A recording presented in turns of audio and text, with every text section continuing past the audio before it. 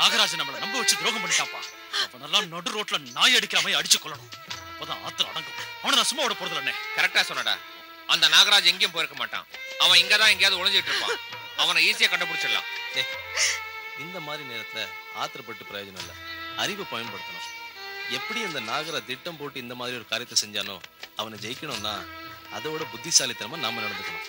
இப்போ நாம எடுக்கிற எந்த முடிவுமே அர்ச்சனாவோட உயிருக்கோ பெண்மைக்கோ ஆபத்தை முடியக்கூடாது. இதெல்லாம் அப்பா முன்னாடியே சொல்லிருக்கலாம். இத பாருங்க, நடந்தது என்னமோ நடந்து போச்சு. பழச பத்தி எல்லாம் பேசி ஒன்னும் ஆக போறதில்ல. பாவம் அந்த பொண்ணு அர்ச்சனா அங்க என்ன பாடுபடுறாளோ என்னமோ. அக்கம் பக்கம் எல்லாருக்கும் தெரிஞ்சு அவமானப்பட்டாலும் சரி, உடனே போலீஸ்க்கு இன்ஃபார்ம் பண்ணணும். ஆமா, நீ சொல்றதான் கரெக்ட். பிரேம், நீங்க உடனே போய் போலீஸ்க்கு போன் பண்ணுங்க. ஹலோ, யாரு? பிரேமா? நான் நாகராஜ் பேசுறேன். டேய் நாகராஜ், மரியாதையா கேக்குறேன். நீ எங்க இருந்து பேசுறேன்னு சொல்லு. சொல்லலன்னு வை, உன்னை உயிரோட விட மாட்டேன். டேய், ஏன்டா போன்ல இப்படி காட்டுத்தனமா கத்துற? இப்ப நான் சொல்றத மட்டும் நல்லா கேட்டுக்க. உன் தங்கச்சி அர்ச்சனா இப்ப என்கிட்ட. அவளை நீ மானத்தோட உயிரோட பாக்கணும்னு வச்சுக்க. இன்னைக்கு ராத்திரி 10 மணிக்கு உங்க அப்பா முத்தையாவை மட்டும் தனியா சிவன் கோயில் பக்கம் அனுப்பி வை. ஓகே? அவரை மட்டும் தனியா அனுப்பி வை. ரொம்ப படிச்ச பசங்க நீங்க போலீஸுக்கு போனீங்கன்னு வச்சுக்க, நான் மாட்டிக்குவேன். ஆனா உங்க தங்கச்சியோட பணத்தை தான் நீங்க பார்க்கணும். ஓகே? உங்களுக்கு புரியும்னு நினைக்கிறேன்.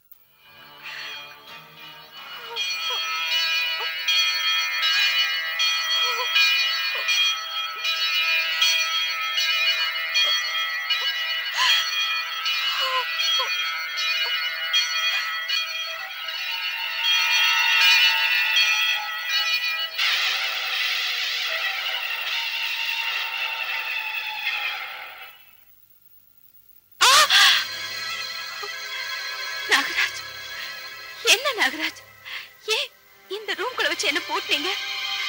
இங்க பாருங்க, என்னமோ உங்க போக்கே சரியில்லை. நீங்க ஆளே மாறி போன மாதிரி தெரியுது. சரி சரி, ரொம்ப இருக்கிடுச்சு. எங்க வீட்டுல என்ன காணும்னு ரொம்ப பயந்து போயிருப்பாங்க. வாங்க திரும்பி போலாம். என்ன போறதா? அர்ச்சனா, உன்னை காணும்னு உங்க வீட்டுல கவலைப்படணும், நல்லா அழுது துடிக்கணும். அதுக்காக தான் உன்னை நான் இங்க கூட்டு வந்து அடைச்சு வச்சிருக்கேன். உனக்கு புரியல? நானே புரிய வைக்கிறேன்.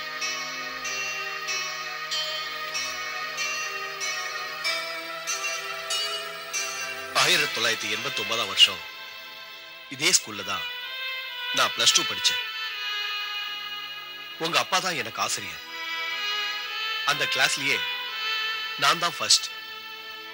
அதே கிளாஸ்ல என்னோட படிச்ச மதுன்னு ஒரு பொண்ணு என்ன காதலிச்சா. ஆனா எனக்கு காதல் 2ஆம் பட்சமா தான் தெரிஞ்சது. அதனால நான் அவ காதல நிராகரிச்சிட்டேன். கிளாஸ்ல ஃபர்ஸ்டா வந்தனா ஸ்டேட் லெவல்ல ஃபர்ஸ்டா வரணும்னு வெறித்தனமா படிச்சேன். மதுவோட காதலை நான் நிராகரிச்சதுனால என் மேல வெறுப்படைஞ்ச அவன் என்ன பழி வாங்கணும்னு திட்டம் போட்டான். அதுக்காக சமயம் பார்த்திருந்து ஒரு நாள் என்கிட்ட தனியா பேசணும்னு சொல்லி என்ன ஒரு அறைக்குள்ள கூட்டு போய் நான் அவளை கற்பழிச்சுட்டதா கூச்சல் போட்டு நாடகமாடினேன். நான் எவ்வளவோ கெஞ்சியோ உங்க அப்பா என்ன நம்பாம கோர்ட்ல எனக்கு எதிராக சாட்சி சொல்லி எனக்கு 10 வருட ஜெயில் தண்டனை வாங்கி கொடுத்துட்டாரு. அந்த 10 வருஷத்துல என் படிப்பு, என் இளமை, என் அப்பா அம்மாவையே நான் இழந்துட்டேன். இப்ப புரியுது அர்ச்சனா? இப்ப நான் என்ன பண்ண போறேன் தெரியுமா? உன்னை கற்பழிக்க போறேன். அப்பதான் உங்க அப்பாவுக்கு உண்மையான கற்பழிப்புன்னா என்னன்னு தெரியும். நாகராஜ், நீயே யோசிச்சு பாரு.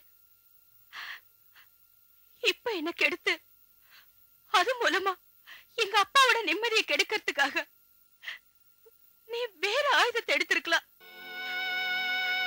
புனிதமான இந்த காதங்கிற உறவை நீ எடுத்திருக்க கூடாது. நீ வேணும்னா நடிச்சிருக்கலாம்.